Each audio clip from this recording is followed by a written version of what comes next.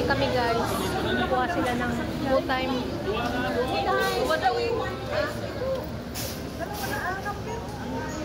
Full-time bank. Nakaray ako. Wala man siyang bayan. Parang Gcash lang. Yun ang ginamit. Pero ano to, international.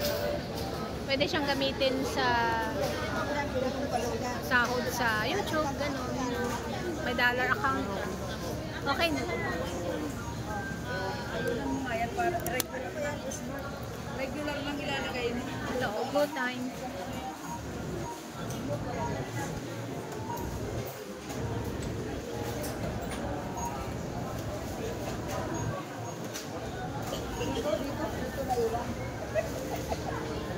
Parang dito na iwan.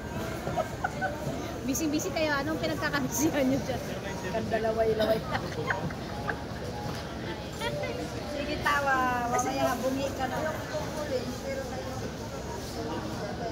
Nakaray ako ng mga senior. Ang feeling senior na rin ako.